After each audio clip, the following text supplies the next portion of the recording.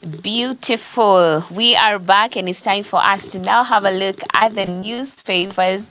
And of course, we'll be looking at the Standard and the Daily Nation plus the Business Daily as well. Welcome once again. My name is Beatrice Nudi. Yes, it's time for the newspaper review. My name is George Gishoro. We begin with the Daily Nation and they go with the headline, "The Problem with SHIF, SHIF. Setback. The court has halted the mandatory registration of school-going children under the new health scheme." So there are reactions here from some of the major party and stakeholders. We have the Health Cabinet Secretary Deborah Baraza.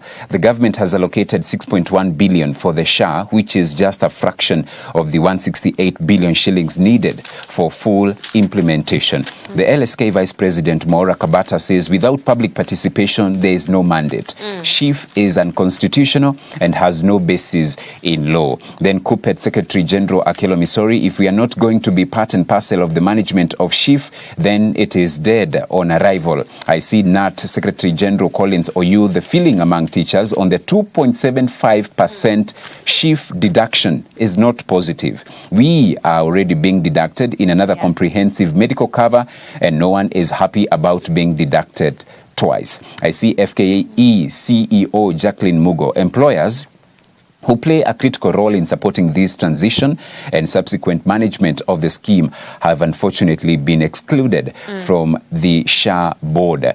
KOTU boss Francis Atwoli. As KOTU, we want to make it clear that we are in full support as we wait for the formal migration from NHIF to SHIF.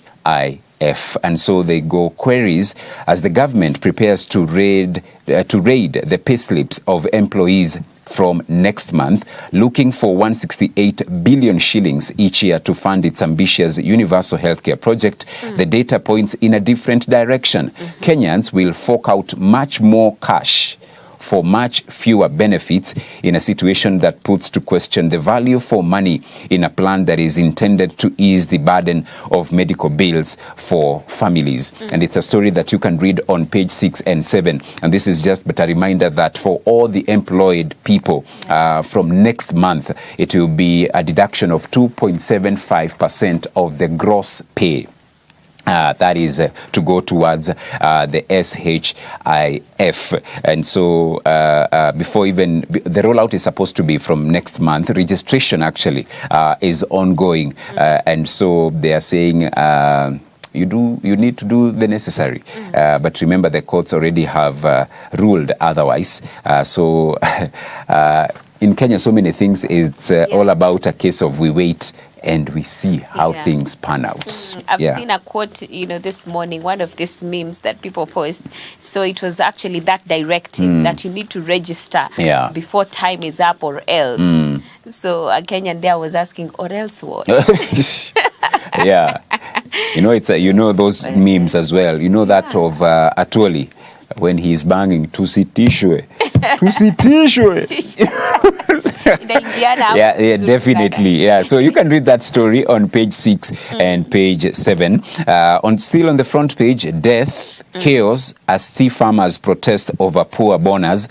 A wave of unrest triggered by poor tea bonus payments, which saw a man killed in Bomet in the South Rift on Wednesday, spread to Mount Kenya, where hundreds of farmers demonstrated yesterday. Police are alleged to have shot dead 28-year-old Robert Chepkoni as they broke up a protest by small-scale tea growers who supply produce to Mogogosiek factory.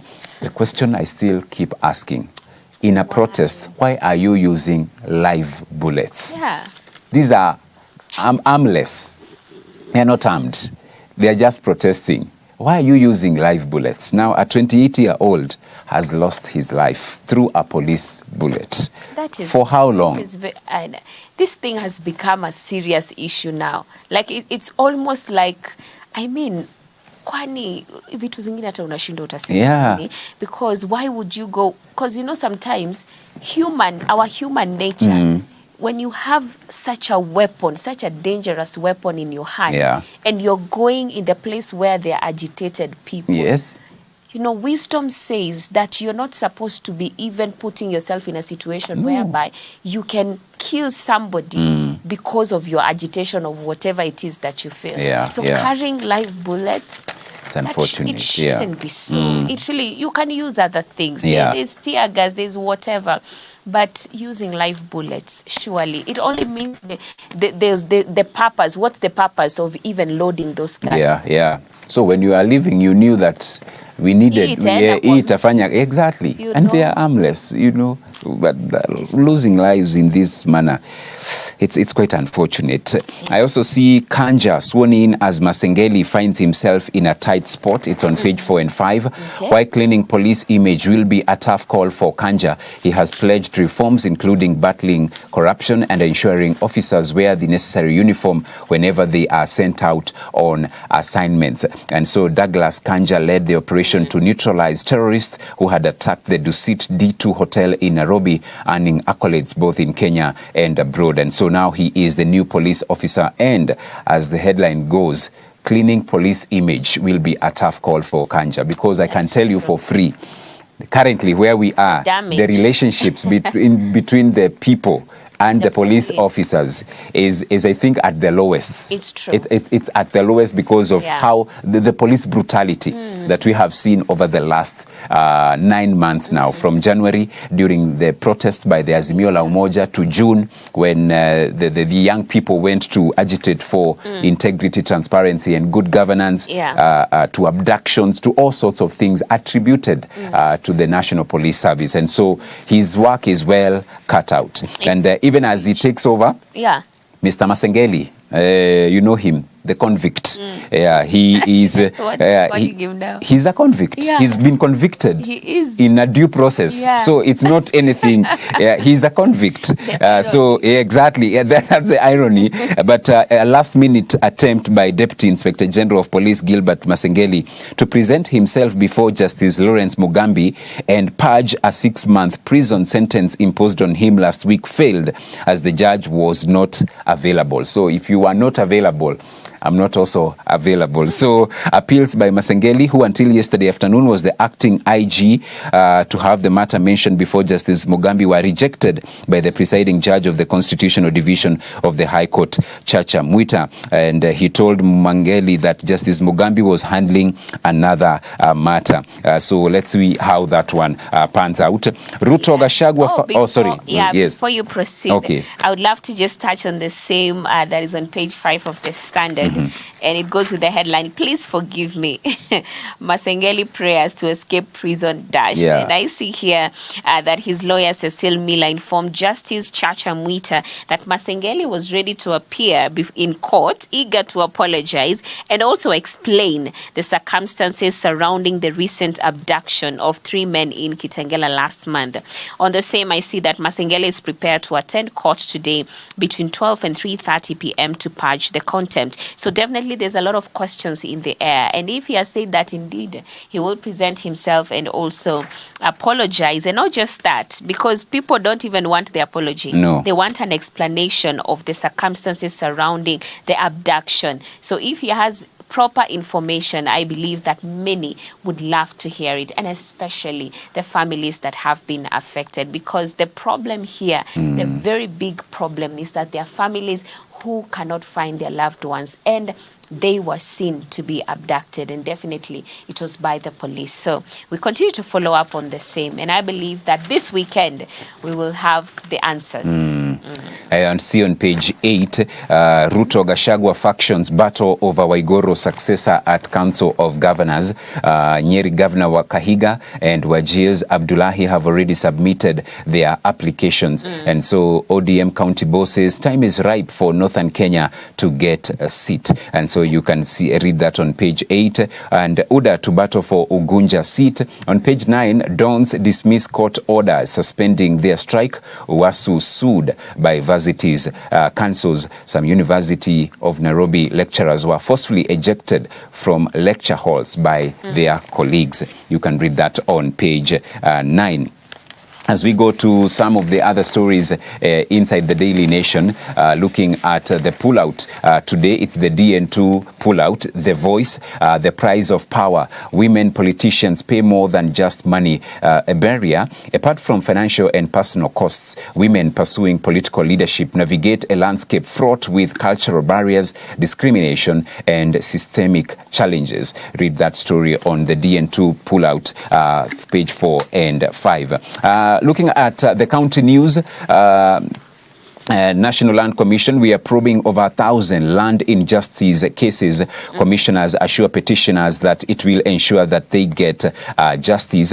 Egerton University don't keep off strike. That's in Nakuru County. And then I see projects meant to decongest port initiated after settlement. The 100-acre industrial park in Miritini is 20 kilometers from the port.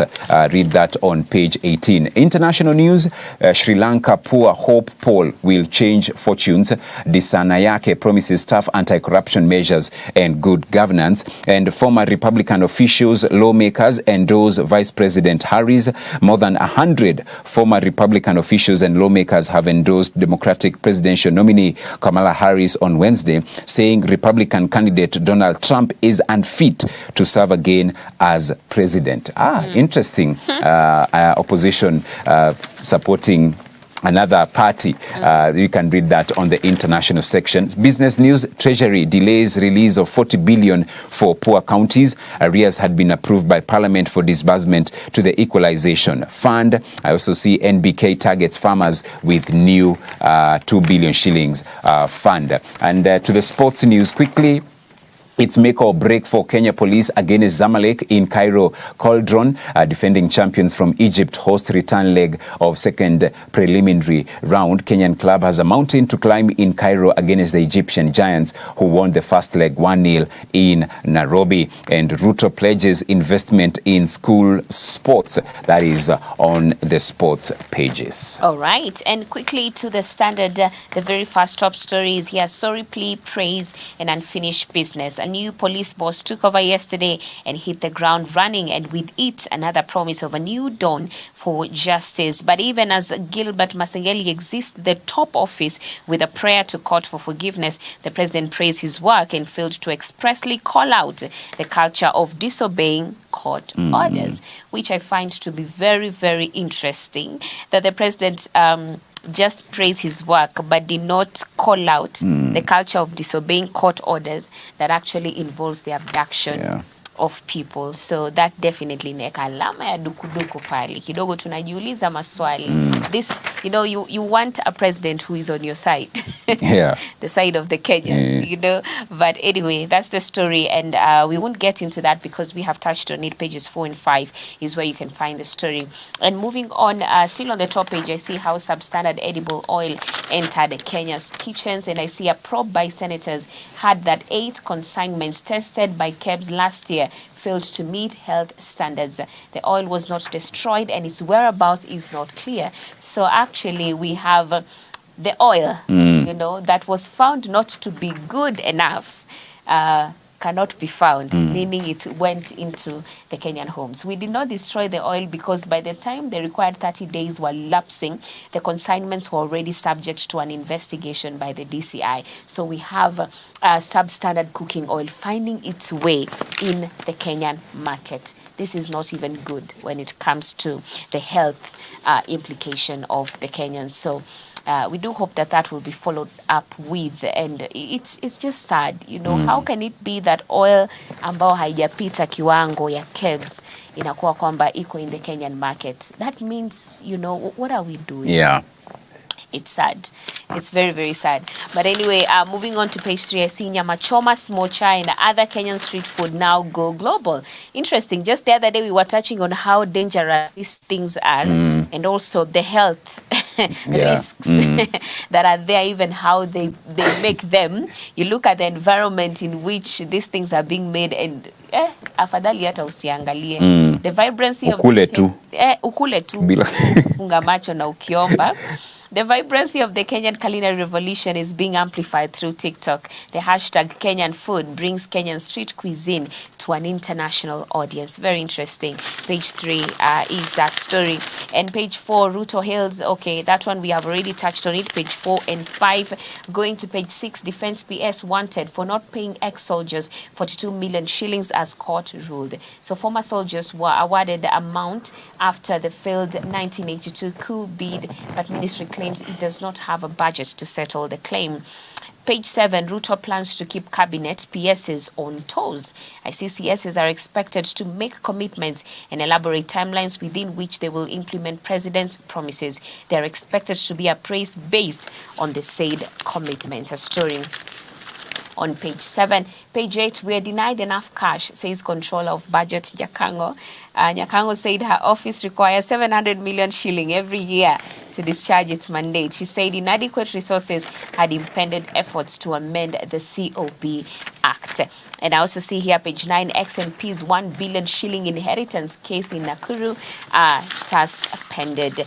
And coming to page 10, it's a big story here. Strike paralyzes varsities as details of offers rejected by union emerge. I see some institutions of higher learning are considering shutting down. The university's academic staff union insists the strike will continue. And on the same, Constantine Wasonga, who is the WASU boss, says here that university staff are burnt out and they're fighting back and they will bring the whole sector to a standstill. They have had enough of falling pay, pension cuts and gig economy working conditions. We hope for sanity in that because it's the students that are still losing on the same.